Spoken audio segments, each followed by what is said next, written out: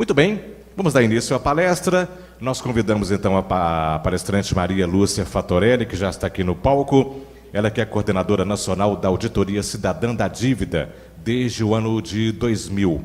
É membro titular da Comissão Brasileira Justiça e Paz, da CNBB. É também graduada em Ciências Contábeis e Administração e também especialista em Administração Tributária. Foi auditora fiscal do Ministério da Fazenda. Também acessou a CPI da Dívida Pública na Câmara dos Deputados do Brasil entre 2009 e 2010 e a CPI da Prefeitura de Belo Horizonte, Ativos S.A., na Câmara Municipal de Belo Horizonte em 2017. No âmbito internacional, já colaborou com as comissões de auditoria da dívida do Equador entre 2007 e 2008 e de auditoria da dívida da Grécia no ano de 2015 e ainda atuou como membro temporário do Expert Group da Conferência das Nações Unidas para o Comércio e Desenvolvimento em Bruxelas, 2009 e também Nova York em 2011. Senhoras e senhores, com a palavra a nossa palestrante Maria Lúcia Fantorelli. Por favor, fique à vontade. Obrigada. Bom dia. Agora eu vou tirar que eu vou ficar sozinha aqui, né? Bom dia a todas e todos. Agradeço a toda a diretoria do Sinjus. Essa honra de estar aqui presencialmente com vocês é o primeiro evento presencial que eu participo desde o início da pandemia. Então, fico muito feliz de inaugurar aqui na minha terra, né, em Minas Gerais.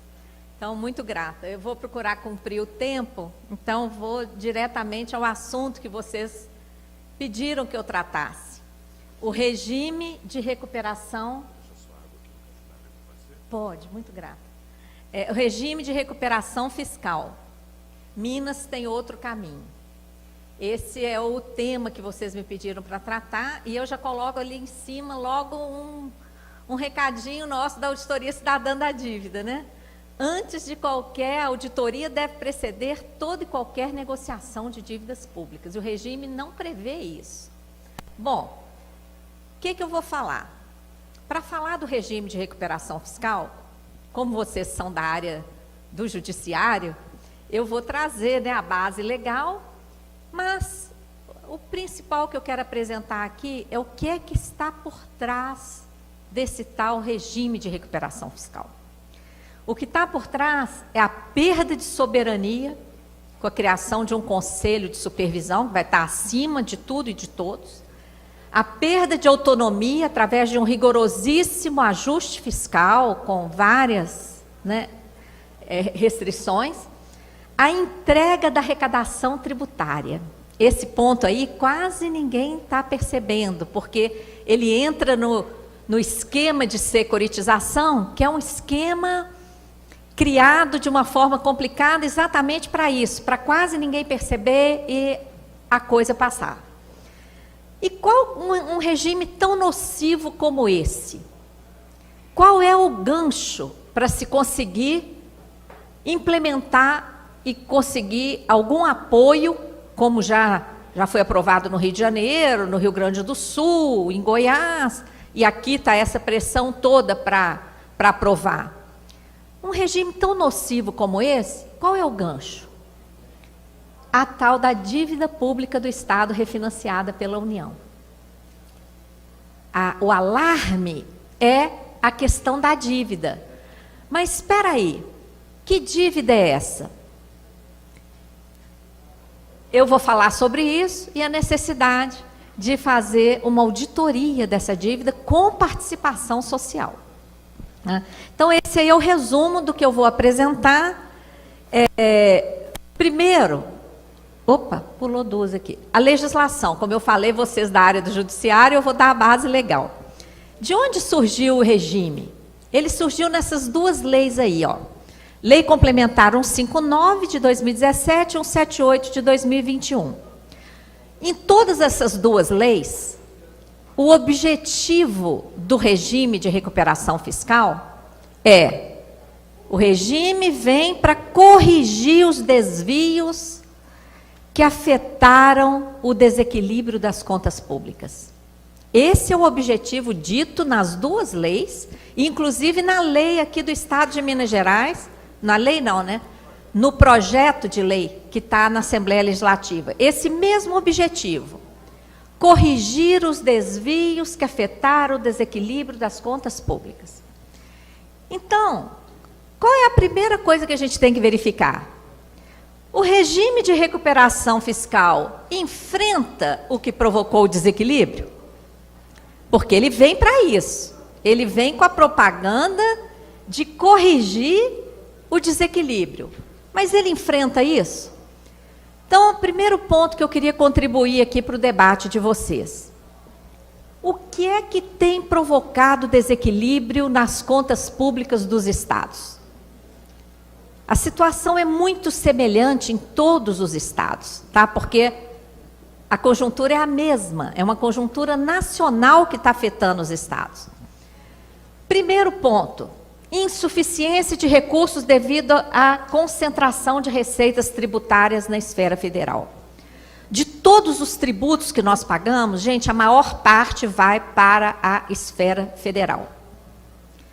Tem um link ali embaixo, essas telas já estão aqui no computador do Sinjus, estão disponíveis para vocês, estarão também no site da auditoria, porque por causa do tempo eu reduzi a apresentação, mas aí vocês podem acessar, é um folheto que a gente fez, Ameaça do Regime de Recuperação Fiscal.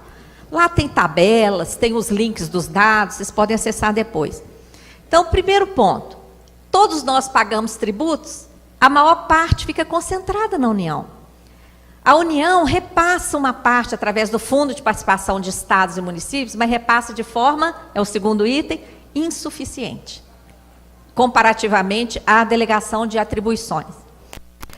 Outro ponto, ressarcimento insuficiente dos créditos da Lei Candir. Uma lei federal que deu isenção de tributos estaduais, do ICMS, para exportação e se comprometeu a ressarcir os estados. Ressarciu de forma pífia, tá? E o Zema ainda fez um acordo aceitando receber menos de 10% do dever. Vou botar o dado aqui, tá bom? Que mais? Incentivos e renúncias fiscais injustificados para os amigos do rei. Subtração de recursos pela União devido às abusivas condições do refinanciamento da dívida do Estado desde a década de 90. Desde a década de 90, as contas públicas do Estado de Minas Gerais vêm sendo sangradas para pagar uma dívida ilegítima, cheia de problemas e que já foi paga várias vezes. E desvio de recursos orçamentários pelo esquema de securitização de créditos públicos, que já funciona aqui em Minas Gerais, desde o tempo do Aécio e do Anastasia, passando por Pimentel, por Zema, está aí. E ninguém fala nisso. E desvia recursos tributários para esse esquema da securitização. Então, olha aí os problemas que estão afetando as contas públicas do Estado. O regime de recuperação fiscal não enfrenta nenhum deles. Nenhum, tá? O que de fato propõe o regime? Nova instância de poder. O Conselho de Supervisão.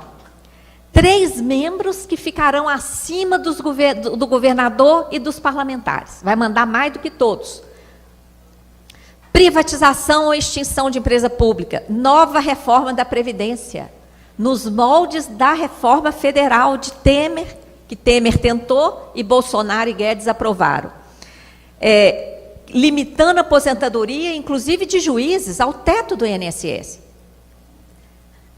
Criando um fundo complementar de natureza privada. Contribuição definida. Contribuição definida. O benefício vai depender do mercado, né? Além de cobranças extraordinárias para manter o tal equilíbrio do fundo. Olha só, aplicação de risco. Claro, aplicação de risco, gente, cai. E aí, vão cobrar dos trabalhadores contribuição para manter o equilíbrio do mercado. Isso é uma insanidade, não tem nada a ver com previdência. É um negócio de mercado.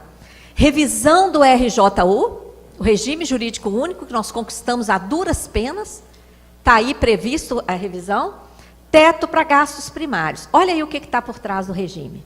Viram? Ficou claro? Ele não enfrenta o que tem causado desequilíbrio nas contas públicas e traz arroxo, privatização e esse conselho de supervisão, que eu coloquei 2 telas aqui, porque eu não sei se vocês já pegaram essas 2 leis para ler, a 159 e a 178.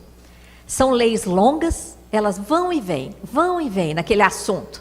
Então eu compilei o que fala do Conselho de Supervisão, porque é muito grave. Cria uma nova instância de poder, tá? Essa instância de poder vai cuidar desse plano de recuperação com amplo acesso. Para o plano ser aprovado, vai depender do parecer prévio dessa comissão, desse conselho, e as atribuições deles são muito amplas, tá? Eles vão monitorar tudo e mais, vão poder suspender de forma cautelar a execução de contrato ou obrigação do Estado que tiver em desconformidade com o plano. No Rio de Janeiro, a Assembleia Legislativa chegou a aprovar um projeto de lei para dar uma reestruturação de uma carreira que já estava, da saúde, que estava lá pendência há anos, como está aqui o Sindicema. A Assembleia Legislativa do Rio aprovou, o Conselho de Recuperação de Supervisão vetou. Olha bem, a prática já mostrou a que vem esse conselho, para ficar acima do poder legislativo, acima do poder executivo, tá? Chama de um poder biônico. Quem é jovem há mais tempo como eu, se lembra dos governadores biônicos que a gente já teve na época da ditadura, não é? Isso aqui é um poder biônico, tá? 3 pessoas nomeadas. Quem são essas 3? Um membro do TCU, que inclusive o Ministério Público entrou com uma ação de inconstitucionalidade, porque o TCU é o órgão fiscalizador do Estado. Como é que ele vai ter poder de executivo? Um membro indicado pelo ente federado, quer dizer, pelo Estado, um membro indicado pelo ministro da Economia. E esse membro indicado, eu botei até ali o artigo da lei, não tem garantia nenhuma de que vai ser servidor público. Então, nós podemos ter 2 pessoas do mercado financeiro aqui, mandando no Estado. Tá? Vocês estão vendo a gravidade? E isso está tudo disperso nessas leis, gente. Tudo disperso. As principais vedações e exceções. O que ele veda? O que o regime de recuperação fiscal veda? Reajuste salarial, criação de cargo ou alteração de estrutura de carreira, contratação de servidor, realização de concurso, criação ou reajuste de despesa obrigatória, contratação de operação de crédito. Sabe qual a operação de crédito que ele proíbe? Qualquer dívida para fazer investimento. Olha bem, a dívida existe, gente, para fazer investimento. Teoricamente, a dívida era para ser uma coisa boa. Era para ser um veículo de trazer recursos para viabilizar investimentos. O regime de recuperação fiscal proíbe, tá? E ainda proíbe propor ação para discutir a dívida refinanciada pela União, porque eles sabem das ilegalidades, das irregularidades. Agora, isso tudo está proibido. O que ele permite? Excepciona dessa proibição? Contratar temporários. Chamar apadrinhados para ocupar chefias. Contratar a operação de crédito dos financiamentos que ele chama de autorizados, que está lá no artigo 11 da lei. E olha aqui a isca, olha a isca. Dispensa todos os requisitos legais exigidos para contratação com a União e verificação de requisitos pela Lei de Responsabilidade Fiscal, para operação de crédito e assinatura de aditivo para refinanciar. Então, assim, o que já está aí, e que já foi pago várias vezes, nem terão que obedecer a LRF para refinanciar. Agora, contratar dívida para investimento não pode. Vocês estão vendo é o desmonte da estrutura do Estado, incentivo ao endividamento ilegítimo. Eu coloquei aqui os investimentos que ele as contratações de dívida que ele autoriza, porque eu já vi a autoridade falar. Eu vi um documento aí falando que o regime de recuperação fiscal privilegia a dívida. Olha aí, ele autoriza endividamento, sim, criticando quando a gente fala que ele não autoriza endividamento para investimento. Olha os endividamentos que o plano de recuperação fiscal autoriza, gente. Para PDV, Programa de Demissão Voluntária. Para isso pode endividar, para pagar, para mandar servidor público para casa. Para auditar a folha de pagamentos de ativa, não auditar a dívida, não. Auditar a folha de pagamento. Financiar leilões, reestruturar dívidas que já existem, essas ilegítimas, modernizar a administração fazendária. Tá? A única coisa positiva e aparente é modernizar a administração fazendária, mas a gente está vendo a que estão usando a administração fazendária para operar esse esquema de securitização. O que mais? O regime implementa o esquema de securitização, que é um esquema ilegal, não tem lei que autorize. Ele traz uma securitização de dívidas. A securitização que já vem funcionando, inclusive aqui na MGI Participações, é securitização de créditos. Ele traz uma novidade, securitização de dívidas. Tá? Então, ele fala claramente no artigo 28, os contratos de dívida do Estado poderão ser objeto de securitização. A tal securitização, gente, que está sendo implementada na esfera pública, nem poderia ser chamada de securitização, que é uma operação do mercado financeiro. Quando o mercado financeiro securitiza, ele passa o risco. Tá? Por exemplo, vocês viram há pouco tempo uma notícia de que o Banco do Brasil vendeu uma carteira de crédito para o BTG? Vocês viram? Uma carteira de crédito que valia milhões, o Banco do Brasil vendeu para o BTG por 300 e poucos mil reais. Vocês lembram? Isso aí saiu nos jornais. Isso aí foi uma espécie de securitização. Só que quando isso acontece no mercado, o Banco do Brasil se livrou daqueles papéis que ele considerava de difícil cobrança. Livrou. Pode ser que o BTG vai arrecadar muito mais do que ele pagou, mas pode ser que não. Tá bom? No mercado financeiro é assim. Passou, securitizou, o risco é de quem comprou. No setor público, gente, não existe risco. O risco é todo do Estado. Você sabe como é que está sendo feita a securitização na esfera pública?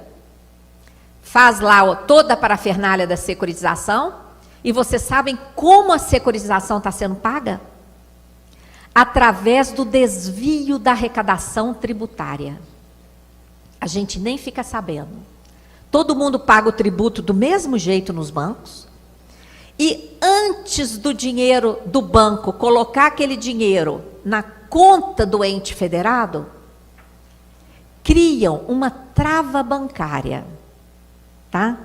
Uma espécie de uma trava bancária. O dinheiro dos tributos que a gente paga cai numa espécie de conta vinculada a esse esquema. E dessa conta vinculada, uma parte já vaza para pagar a securitização e sequer chega aos cofres públicos. Isso, gente, já está acontecendo aqui em Minas Gerais, na MGI. Tá?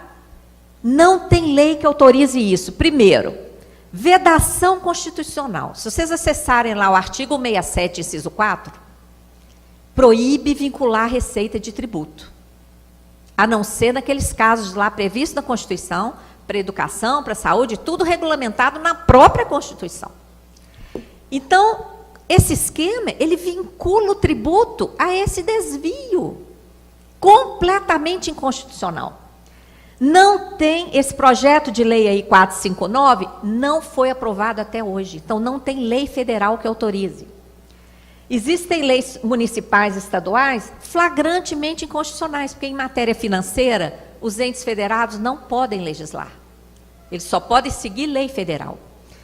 E agora, a 173 e a 178 trazem aí esse arremedo para securitizar a dívida, mas ao arrepio da Constituição, tá?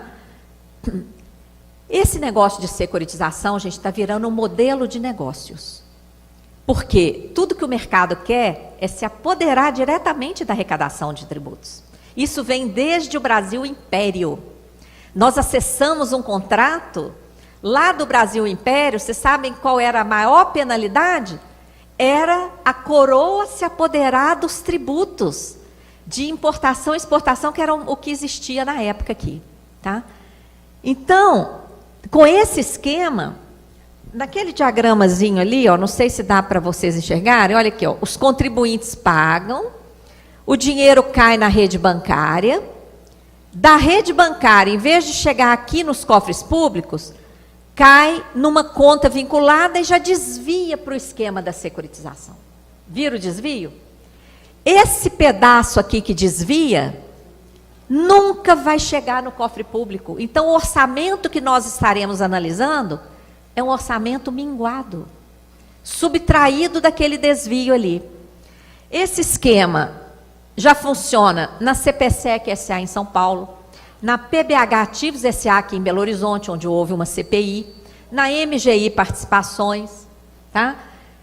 O Zema já tentou colocar o esquema para desviar receitas de venda do nióbio. Eu sou autora de uma ação popular contra o Zema aqui em Minas Gerais, porque ele tentou desviar receitas comerciais do nióbio através do esquema de securitização. E está funcionando no Rio de Janeiro, desviando royalties que deveriam chegar no Rio Previdência, no fundo que garante a previdência do povo do Rio de Janeiro, está sendo desviado, aquela conta vinculada está jogando para Delaware, nos Estados Unidos. Tá? Um esquema. Aqui em Minas, na PBH Ativos SA, o nosso relatório foi parar no Tribunal de Contas do Estado de Minas Gerais, que mandou parar de pagar. Olha aqui, mandou parar de pagar. Para um Tribunal de Contas mandar parar de pagar uma dívida, gente, é porque a coisa é muito grave. E vem agora o regime de recuperação querendo implantar isso. Os danos provocados pela securitização são gigantes, tá? Desvio do dinheiro dos impostos que pagamos, perda de controle crescente de parte da arrecadação, comprometimento do orçamento público, geração ilegal de dívida, e os bancos passam a se apoderar diretamente da arrecadação. Esse link aqui, ó, desse artigo, Jogada Contábil da Securitização, tem uma confissão da operação de desvio em Minas Gerais. O presidente da PBH Ativos SA deu um depoimento à CPI, em que ele fala que o que aconteceu na PBH Ativos SA foi meramente uma cópia do que já vinha sendo feito em Minas Gerais. Depois vocês acessam esse artigo, que vai ser muito interessante para a luta de vocês aqui em Minas Gerais. Então, além de tudo isso, do esquema todo de securitização, o que vai acontecer se securitizar a dívida de Minas? Ela vai ser eternizada, porque quando securitiza, passa para o mercado, o Estado vai parar de pagar para a União, vai passar a pagar para o mercado. De que forma? Através do desvio da arrecadação. Vocês já imaginaram isso? Onde vai parar o orçamento? O Estado perde a soberania, os servidores prejudicados, e qual é o pano de fundo de tudo isso? O sistema da dívida, a necessidade de pagar a dívida. O regime de recuperação é cabresto para a securitização da dívida do Estado com a União. Mas que dívida é essa? De 98 a 2019, o Estado de Minas pagou 45,8 bilhões de uma dívida que inicialmente era 14,9. Então, a dívida inicial de 14,9, O Estado pagou 45,8 até 2019, e em 2019 o estoque estava em 93. Essa conta fecha, gente? Aí alguém pode falar, e agora em 22 chegou a 105. Ou seja, o Estado pagou a dívida mais de 3 vezes e deve 7 vezes. É essa dívida que o regime quer securitizar, quer passar para o mercado e pagar por fora do orçamento, por fora dos controles orçamentários. Tá? Nós fizemos uma nota técnica em apoio à luta aqui dos sindicatos de Minas Gerais, fizemos algumas reuniões até online chegamos a propor até uma interpelação extrajudicial, mas o pessoal achou melhor esperar um pouco. Então saiu essa nota mais resumida. O que está lá na nota, o link também está disponível. Teríamos que fazer uma auditoria da dívida com participação da sociedade, garantir o ressarcimento pela União das perdas do Estado com a Lei Candir e rejeitar esse regime de recuperação. As outras telas aqui, gente, falam do histórico dessa dívida ilegal, para vocês terem segurança de fazer essa luta, porque não tem bibliografia, né, sobre o tema. Nós temos um livro, Auditoria Cidadã da Dívida dos Estados, que fala sobre todos os estados. No caso de Minas Gerais, está lá na nota técnica, mas para cumprir o tempo, eu vou passar bem rapidamente nessas telas, mas vocês ficam depois à vontade para questionar, mandar perguntas, inclusive por e-mail, como foi previsto. Inicialmente, a dívida externa foi gerada sem transparência durante a ditadura, sofreu influência dos juros internacionais, porque era externa.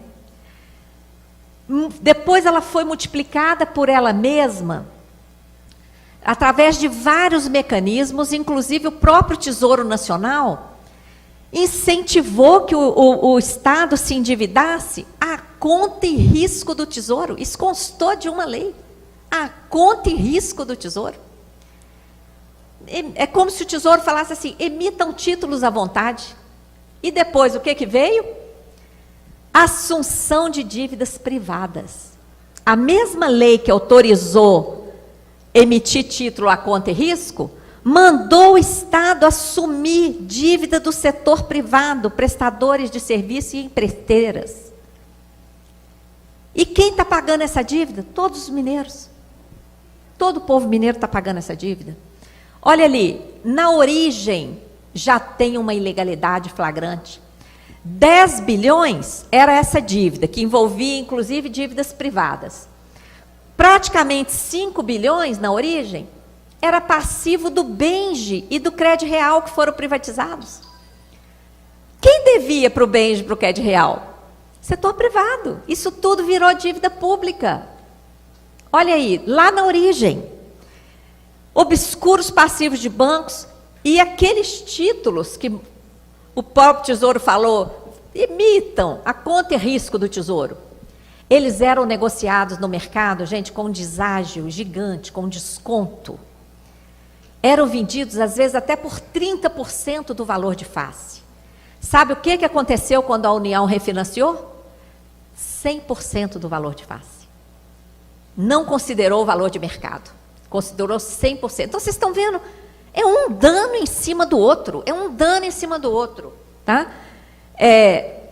Nós temos que saber a origem dessa dívida. Que dívidas eram essas? Houve aqui a cadeia da felicidade? Um esquema apurado nessa CPI dos títulos públicos, os estados emitiam com deságio e com a desculpa de pagar precatórios. Só que esses precatórios não existiam. Era uma invenção que contava, inclusive, com apoio de instituições financeiras para montar o esquema. Como o próprio setor financeiro ajudava a montar o esquema, sabia das falcatruas, esses títulos eram comprados por valor baixíssimo. Uma corretora ia passando para outra, cada uma ganhava um pouco. Esse esquema, gente, teve o nome de cadeia da felicidade.